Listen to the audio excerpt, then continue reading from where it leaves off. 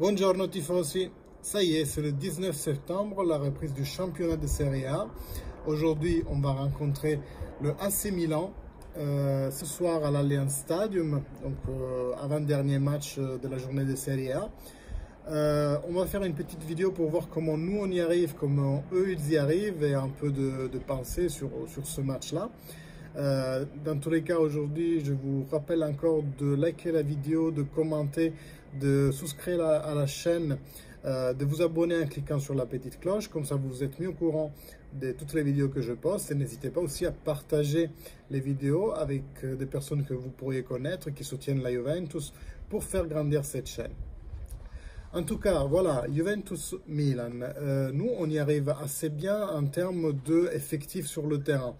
Il n'y a que Deschamps qui s'est bloqué, Chiesa et Bernardes qui sont rentrés dans le groupe, mais potentiellement Chiesa ne partira pas de la première minute comme titulaire, et choix que je comprends moyennement, au moins que Allegri ne veuille pas le faire rentrer en cours de route pour vraiment casser en deux le match avec son explosivité. Et du côté Milan, côté effectif, il leur manque Bakayoko, auquel ils se sont ajoutés Ibrahimovic et Giroud. Donc ça commence un peu à chauffer pour Pioli en attaque.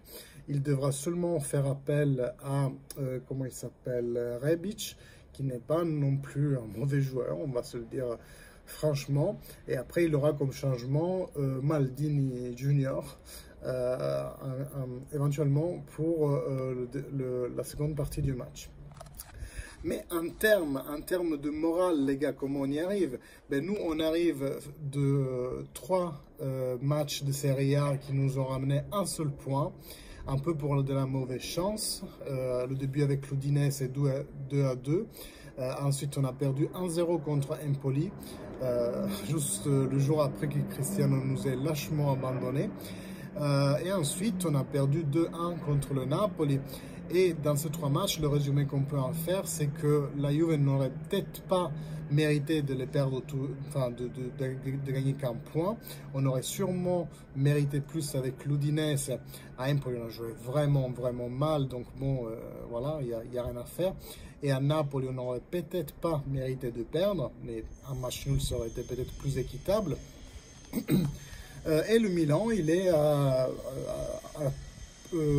au total, en fait, il a fait 3 matchs, ils ont 9 points, ils ont gagné les 3 premiers matchs.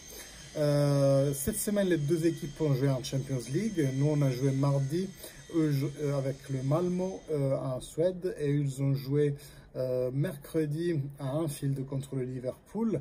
Nous, on a gagné assez aisément, ça peut jouer bien pour le moral.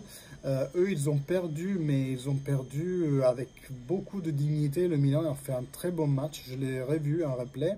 Et franchement, ils ont vraiment bien joué. Ils ont tenu tête à Liverpool, qui est une des équipes européennes à ce jour la plus en forme.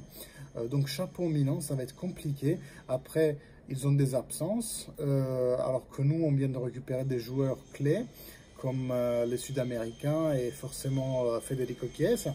Donc on va voir aujourd'hui comment on va s'en sortir. J'espère bien en tous les cas. Autre réflexion que je me faisais, c'est que ce Milan-là, ce cycle du Milan-là, c'est nous qui l'avons créé, nous Juventus. Et oui, parce que dans la saison 2019-2020, il y a eu un Milan-Juventus qu'on était en train de gagner pour 2-0. But de Ronaldo et un magnifique but de Rabiot, où il a vraiment chevauché tout le terrain pour aller tirer en dehors de la surface de réparation dans la lucarne. Magnifique but. Et on s'est fait rattraper 4-2. Ce match est fini 4-2. On est passé de 2-0 pour nous à 4-2 pour eux. Et à ce moment-là, le Milan a vraiment pris l'envol. Ils ont vraiment eu un boost de confiance d'avoir gagné contre la Juventus des merveilles, celle qui perdait jamais encore à cette époque. Et donc, à partir de là, le Milan a eu une moyenne de points par match vraiment haute, au-dessus de 2,5, une moyenne d'une prétendante à gagner la saison. Et donc, à partir de là, c'est la Juventus qui a commencé vraiment à boiter. Moi, ça me fait penser un peu à Dragon Ball Z. Vous savez, quand Jinyu vole le corps de Goku, Et donc Goku, après, il est dans le corps de Jinyu, il rame, il rame, il rame. En ce moment, on est un peu dans cette situation. Et moi, j'espère qu'aujourd'hui, ça va être la restitution du sceptre, on va dire. On va lancer la grenouille pendant que Jinyu essaie encore de switcher le corps et on va reprendre notre corps, j'espère.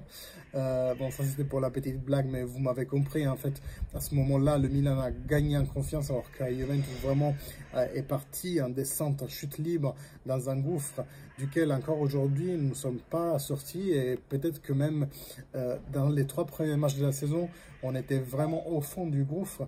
Mais aujourd'hui, ça peut être vraiment le changement qu'on attendait. Allegri, en conférence de presse, a dit le match d'aujourd'hui, de demain, il est plus important pour eux que pour nous. Alors ça peut être de la pré-tactique, ça peut être juste un moyen pour décharger son équipe, ses joueurs des responsabilités et justement adosser cette responsabilité au Milan. Il n'a pas expliqué sa phrase, il a dit aux journalistes, c'est à vous de comprendre de quoi je parle. Après, de mon sens, il est quand même...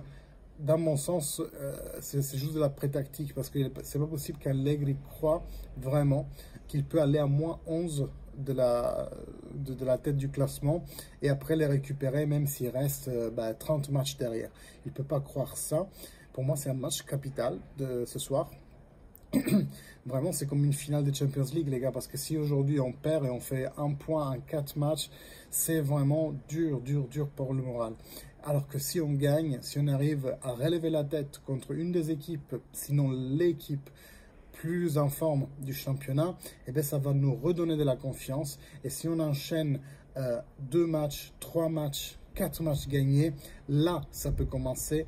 On peut commencer à être dans une spirale positive qui nous sortira de ce gouffre dans lequel on s'est engouffré, désolé du jeu de mots, en début de saison. Faute aussi, et ça c'est vraiment mon opinion, à part Chesney qui n'arrête pas de faire des conneries, mais ça c'est à mon avis aussi très psychologique. L'équipe a vraiment perdu son pilier central, Cristiano Ronaldo, à la veille du match contre l'Empoli. Et psychologiquement ça a dû être très dur pour l'équipe. Je pense que beaucoup ont même mal pris ce revirement au dernier moment, à quelques jours de la fin du marché de Cristiano Ronaldo, même si tout le monde l'a remercié sur les réseaux sociaux, sauf Chiellini.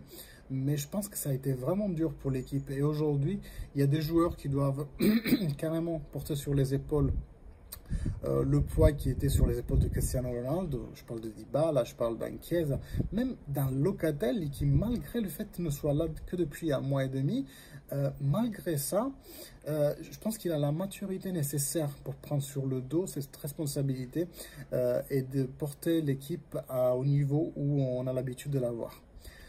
Voilà, j'espère vraiment que ce soir, ça va être une belle soirée et qu'on va dormir tranquille sans beaucoup se prendre la tête.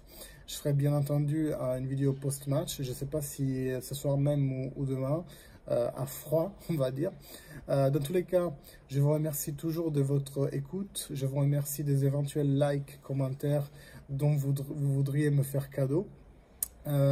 N'hésitez pas à vous abonner, à partager la vidéo, comme toujours. Et je vous dis à ce soir ou à demain. Salut les gars!